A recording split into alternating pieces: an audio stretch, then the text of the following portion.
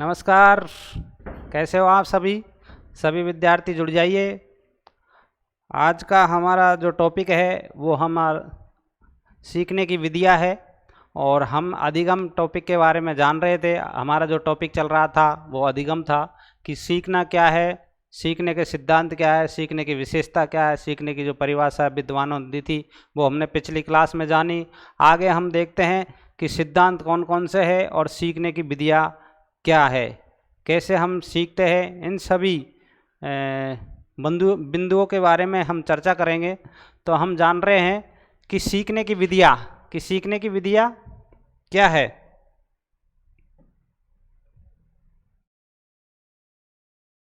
Pen सही दिखाई दे रहा है ना आपको? चलो इसको रेड कलर ले लेते हैं। देखिए, सीखने की विधियाँ मनोविज्ञान में सीखने की विधियाँ इस प्रकार है कि कुछ तरीके और सुझाव दिखाए गए हैं, है ना, जिन्हें सीखने की विधियाँ कहते हैं। जैसे विराम व अविराम सीखना, यानी रुक रुक के धीरे धीरे सीखना। यह है विराम व अविराम के माध्यम से कैसे सीखते हैं। जब व्यक्ति किसी विषय वस्तु को पढ़ाते समय यानी बीच बीच में रुकता है, जब किसी व्यक्ति जब कोई विषय को सीखने पर वो क्या थोड़ा हल्का हल्का यानी धीरे धीरे बीच बीच में रुक रुक कर सीखता है, तो वो क्या है विराम यानी अविराम, यानी विश्राम लेकर क्या करता है पढ़ता है। तो विराम सीखना होता है। क्या होता है? विराम सीखना होता है। यदि वह व्यक्ति बिना रुके यानी लगातार पढ़ता रहता है तो वह क्या होता है? अविराम। अगर वह लगातार पढ़ रहा है कोई व्यक्ति है या बालक है, अगर वो लगातार सीख रहा है यानी पढ़ रहा है तो वो तो क्या हो गया? अविराम हो गया। और रुक रुक कर यानी विराम, रुक रुक कर सीखना क्या होता है? विराम होता है। ठीक है, क्या कहलाता है? विराम और अविराम। जब विषय वस्तु ज़्यादा बड़ी व लंबी होती है, जब विषय वस्तु ज़्यादा लंबी और बड़ी होती है तब क्या होता है कि वह विराम के साथ छोटी छोटी जो विषय वस्तु है उन्हें अविराम के साथ सीखता है, यानी लगातार सीखता रहता है। तब तक जो टॉपिक है जब तक कोई पूरा नहीं हो जाए तब तक वो क्या है कि बिना रुके ही लगातार सीखता रहता है। ऐसे कि हम जान सकते हैं उसे हम अविराम कहते हैं। कमज़ोर व छोटी कक्षाओं में क्या होता है कि जब बालक विराम सीखते हैं यानी रुक रुक कर सीखता है, जबकि बड़ी कक्षा में क्या होता है जो प्रतिभाशाली जो बालक होते हैं ना वो लगातार सीखते रहते हैं, यानी वो रुक रुक कर नहीं सीखते। जो प्रतिभाशाली बालक होते हैं जिनकी बुद्धि लब्धि 140 से ऊपर होती है, ठीक है, वो क्या करते हैं कि लगातार सीखते हैं, यानी 1-2 घंटे तक पढ़ते रहते हैं वो लगातार, तो उन्हें क्या कहते हैं? अविराम कहते हैं। विराम सीखना एक मनोवैज्ञानिक दृष्टि से अधिक श्रेष्ठ है। यानी विराम, अगर हम जैसे 1 घंटा पढ़ लिए या आधा घंटा पढ़ने के बाद में अगर 5 मिनट का रेस्ट करेंगे तो हमें क्या है कि वो रिकॉल करने में और अच्छा रहेगा और सीखने में मदद होगा। ठीक है, तो हमें मनोवैज्ञानिक अगर दृष्टि से बात की जाए तो सीखना, रुक रुक के सीखना बहुत सर्वश्रेष्ठ माना जाता है। बहुत से विद्वानों ने भी बताया गया है कि सीखना क्या है कि रुक रुक कर ही सीखना चाहिए, यानी विश्राम, यानी थोड़ी सी रेस्ट करना चाहिए, थोड़ा सा रेस्ट करना चाहिए। उससे क्या है कि व्यक्ति अधिक सीखता है। और आप लगातार भाग रहे, जैसे अपन कोई दौड़ लगाते मान लीजिए, तो दौड़ अगर आप रुक रुक के चले गए तो अधिक दूरी पर पहुंच पाओगे। अगर हम तुरंत ही पूरी अपनी जो एनर्जी उसे लगा देंगे तो वो उसकी एनर्जी ख़त्म हो जाएगी, फिर उसे रुकना पड़ेगा, है ना, तो वो ज़्यादा श्रेष्ठ नहीं है। क्योंकि इसमें व्यक्ति क्या कहता है कि मनोवैज्ञानिक दृष्टिकोण से अगर देखा जाए तो इसमें व्यक्ति विश्राम करते हुए आसानी से सीखता है। क्या करता है? व्यक्ति विश्राम करते हुए आसानी से सीखता है, परंतु अविराम सीखता है। ठीक है, रुक रुक कर सीखता है, थकान अधिक हो जाती है। यानी अगर आप लगातार सीखो, अविराम की तरीके से सीखोगे तो क्या होगी? थकान होगी। ये होता है विराम व अविराम सीखना। ठीक है, उसके बाद में आता है पूर्ण सीखना, यानी आंशिक सीखना या पूर्ण सीखना। कोई विषय वस्तु है उसके बारे में या तो आप उसका जो पूर्ण है उसे सीखिए, या फिर थोड़ा छोटा मोटा जो 1 पेज 2 पेज या टुकड़ा बंटवारा करके उनको इस तरीके से सीखना चाहिए। तो मनोवैज्ञानिक दृष्टि से आप देखिए पूर्ण सीखना और आंशिक सीखना क्या है। जब विषय वस्तु को पूर्ण रूप से या एक साथ सीखने का प्रयास करता है तो वह पूर्ण सीखना कहलाता है, यानी पूर्ण सीखना होता है। जैसे मान लीजिए कोई व्यक्ति है या कोई बालक है, बालक या व्यक्ति है वो लगातार अगर सीख रहा है यानी सीखने का प्रयास कर रहा है, उसे क्या है कि जैसे उन्होंने एक पोथी ले ली और वो सीख रहा है कि मैं तो इसको सबको जानूंगा और पढ़ूंगा और याद करूंगा, तो वो सीख नहीं पाएगा है। तो उनको अगर टुकड़े टुकड़े में सीखेगा तो वो जल्दी सीख पाएगा। तो पूर्ण सीखना मतलब होता है पूर्ण रूप से कि एक साथ सीखने का प्रयास करना, ठीक है।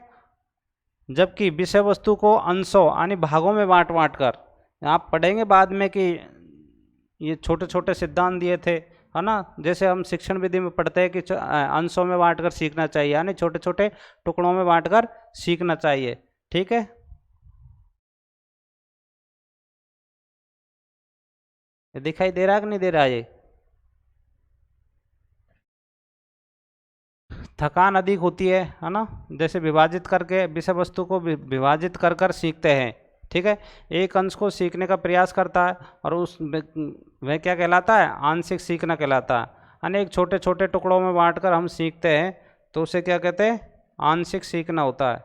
क्या होता है, आंशिक सीखना।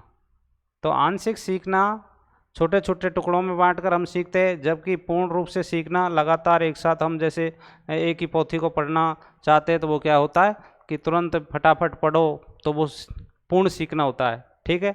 जबकि सर्वश्रेष्ठ कौन सा माना जाता है कि यहाँ पे विषय वस्तु को अंशों में, विषय वस्तु को अंशों में सीखना चाहिए। क्या सीखना चाहिए, अंशों में सीखना चाहिए, ठीक है। जब विषय वस्तु छोटी होती है तो पूर्ण सीखना, और बड़ी व लंबी होती है ना तो अंश सीखना ज़्यादा प्रभावशाली रहता है।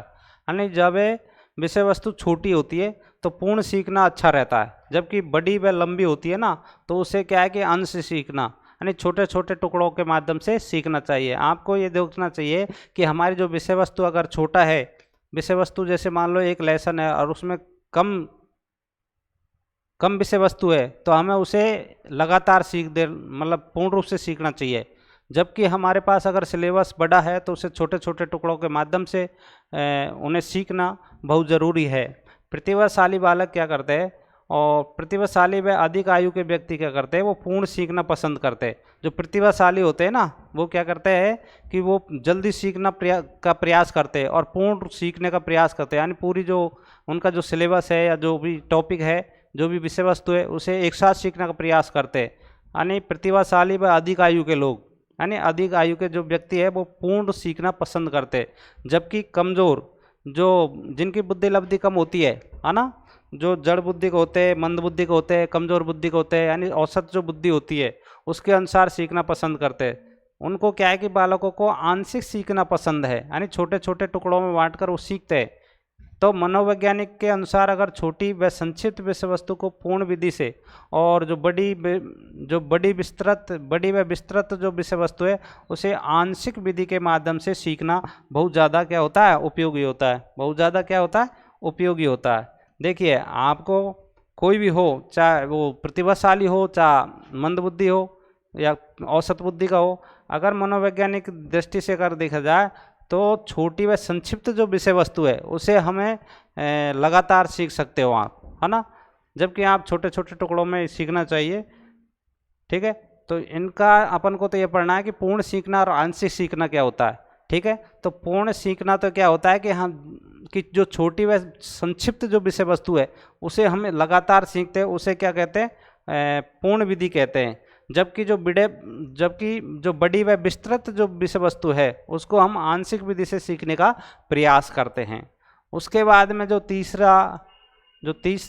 तीसरी बातें है वो इस प्रकार है, यानी सीखने की जो विधियों में आती है वो साभिप्राय सीखना या प्रासंगिक सीखना होता है। यानी साभिप्राय का मतलब होता है जब एक व्यक्ति या बालक को किसी उद्देश्य को लेकर, यानी किसी उद्देश्य को लेकर विषय वस्तु को सीखने के लिए दी जाने वाली जो विषय वस्तु सीखने के लिए दी जाती है। कहने का मतलब हुआ साभिप्राय का कहने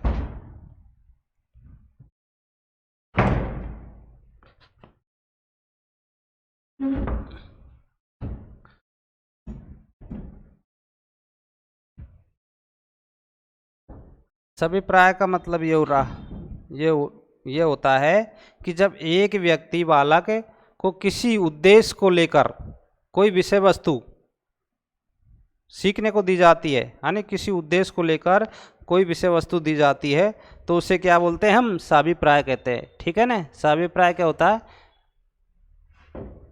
कि कोई भी व्यक्ति हो, किसी उद्देश्य को लेकर, कोई उद्देश्य को लेकर वह लेकर कोई विषय वस्तु आपको दी जाती है, तो उसे उसे वस्तु को सीखने का प्रयास करता है, तो उसे साभिप्राय यानी सीखने का प्रयास करता है, तो उसके अर्थ को भी ठीक प्रकार से समझता है। परंतु कभी कभी क्या होता है कि पूर्व में कोई भी प्लानिंग नहीं होती, और परंतु व्यक्ति अकस्मात यानी प्रसंगवश कुछ भी सीख जाता है, वह प्रासंगिक सीखना होता है। ठीक है, वो क्या होता है? प्रासंगिक सीखना होता है। जैसे मान लो पूर्व में कोई उनका प्लान नहीं होता है, यानी पूर्व में कोई सुनियोजित योजना नहीं होती है, लेकिन व्यक्ति क्या है कि वो अचानक यानी सीखता है, अकस्मात प्रसंगवश कुछ सीख जाता है, वो होता है प्रासंगिक सीखना होता है। जबकि जो साभिप्राय जो सीखना है वो एक किसी उद्देश्य को लेकर, किसी उद्देश्य को लेकर कोई विषय वस्तु को सीखने का प्रयास करता है, उसे हम क्या कहते हैं? साभिप्राय कहते हैं। ठीक है। उसके बाद देखते हैं हम सीखने के प्रकार, कि सीखने के कौन कौन से प्रकार है, कितने प्रकार होते हैं सीखना, हम किस प्रकार सीखते हैं, यानी किस तरीके से सीख सकते हैं। जैसा कि एक अमेरिकी जो शिक्षा शास्त्री है डेविड आशुबेल, कौन था? डेविड आशुबेल। उन्होंने बताया कि हम सीखना किस प्रकार सीख सकते हैं। हम 3 प्रकार से सीखते हैं, यानी 4 प्रकार से सीख सकते हैं। अमेरिका के जो शिक्षा शास्त्री है ये आशुबेल, ठीक है, आशुबेल, इन्होंने सीखने के जो प्रकार बताए हैं वो इस प्रकार है। जैसे उन्होंने बताया कि अभिग्रहण करके हम क्या करते हैं? अभिग्रहण करके हम सीखते हैं, रटंत के माध्यम से सीख सकते हैं, है ना। अन्वेषण सीखना यानी खोज करके भी हम सीख सकते हैं, यानी खोज के माध्यम से भी सीख सकते हैं, हम सीख सकते हैं। ठीक है, तो इन्होंने कितने बताए? 4 बताए। ठीक है, जैसे अभिग्रहण कर कर, है ना, रटंत विद्या से हम सीख सकते हैं, रटंत प्रणाली। ठीक है, अन्वेषण खोज विधि। ठीक है, उसके बाद में आता है साभिप्राय सीखना, यानी अर्थग्रहण समझ समझ कर हम सीखते हैं। तो इस प्रकार अमेरिकी जो विद्वान जो शिक्षा शास्त्री थे डेविड आशुबेल, उन्होंने बताया कि एक तो हम अभिग्रहण के माध्यम से सीख सकते हैं, और एक रटंत सीखना होता है, एक अन्वेषण सीखना होता है। ठीक है, एक होता है साभिप्राय सीखना, यानी अर्थ ग्रहण कर कर समझ समझ कर हम सीखते हैं। ठीक है, अब समझते हैं कि अभिग्रहण क्या होता है। जब बालक को कोई विषय वस्तु लिखित में दी जाती है, जब बालक को कोई विषय वस्तु मौखिक रूप से दी जाती है, बता दी जाती है, तो बालक उसे वैसे के वैसे अगर स्मरण कर लेता है, यानी याद कर लेता है, यानी वैसे के वैसे क्या कर लेता है? याद कर लेता है। जब बालक को कोई विषय वस्तु लिखित या मौखिक रूप में बता दी जाती है, और उसे बालक वैसे के वैसे यानी एज इट इज यानी याद कर लेता है और समझ लेता है, तो उसका पूरा ध्यान रखता है। ठीक है, उसे क्या कहते हैं? हम अभिग्रहण कहते हैं। अभिग्रहण सीखना किसे कहते हैं? जब बालक किसी वस्तु विषय वस्तु को लिखित या मौखिक रूप से बता दी जाती है, और वह बालक उसे वैसे कि वैसे यानी स्मरण यानी याद कर लेता है, यानी एज इट इज याद कर लेता है तथा समझ लेता है, और समझने का भी पूरा ध्यान रखता है। तो उसे क्या हम कहते हैं? अभिग्रहण सीखना कहते हैं। अभिग्रहण सीखना कहते हैं। ठीक है, उसके बाद में आता है रटंत सीखना। रटंत सीखना क्या होता है कि जब बालक व्यक्ति किसी विषय वस्तु को वैसा का वैसा रट लेता है, यानी जब बालक किसी वस्तु को विषय वस्तु को वैसे के वैसे यानी रट्टा मारता है धुआंधार, है ना, तो और उसे समझने का बिल्कुल भी प्रयास नहीं करता। ठीक है, रटंत विद्या यानी रटंत विद्या ज़्यादा तक रुकती नहीं है, वो उस समय तो याद हो जाती है, लेकिन लंबे समय तक याद नहीं रहती।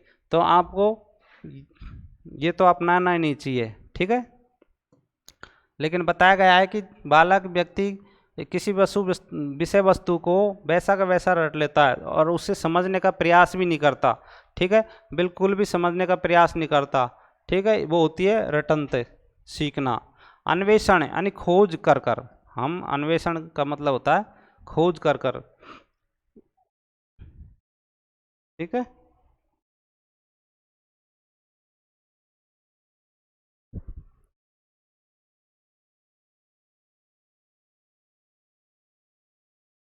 आगे बढ़ते हैं हम। अन्वेषण, जब सीखने वाला को दी गई जो विषय वस्तु है ना, उसके अलावा उसमें स्वयं के अपने विचार यानी तर्क विचार एवं प्रत्यय भी सम्मिलित करने का प्रयास करता है, वो होता है अन्वेषण यानी खोज खोज कर। कहने का मतलब ये हुआ कि हम जब किसी व्यक्ति या बालक को हम कोई भी विषय वस्तु देते हैं तो वो अपने यानी तर्क के साथ, विचार के साथ और संप्रदाय अपने बुद्धि के माध्यम से यानी वो क्या करता है, बहुत सी विषय वस्तु और सम्मिलित करने का प्रयास करता है।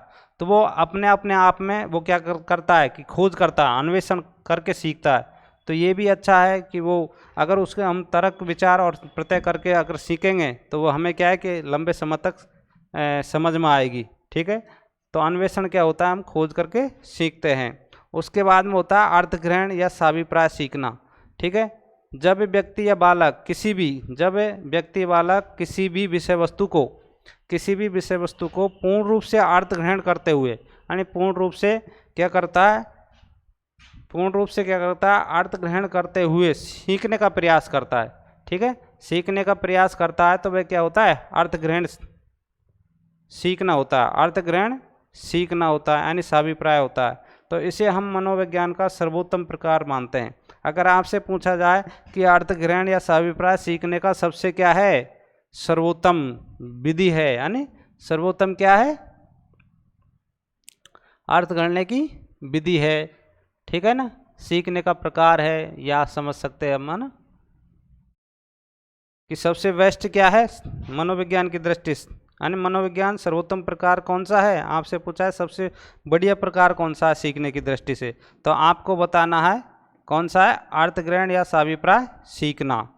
ठीक है, इसके बाद आगे बढ़ते, अब हम पढ़ते हैं अधिगम के सिद्धांत, यानी सीखने के जो सिद्धांत है वो अलग अलग विद्वानों ने दिया था। तो उनके कौन कौन से सिद्धांत है, किसने क्या दिया था, इसके बारे में अध्ययन करेंगे। तो अधिगम के सिद्धांत, यहाँ पर हमारा जो पहला जो सिद्धांत रहेगा वो है थार्नडाइक का सिद्धांत। किसका है, कौन से विद्वान का है, थार्नडाइक का सिद्धांत।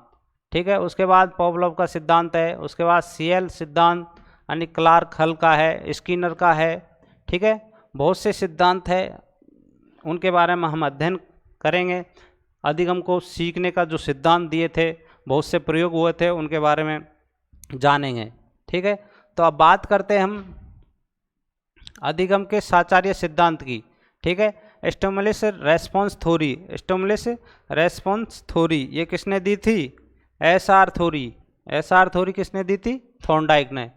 ठीक है, एसआरटी स्टिमुलस रेस्पॉन्स थ्योरी है, ये थार्नडाइक सिद्धांत, पॉवलोव का सिद्धांत, सीएल क्लार्क हल का सिद्धांत और स्किनर का सिद्धांत आदि में सम्मिलित है।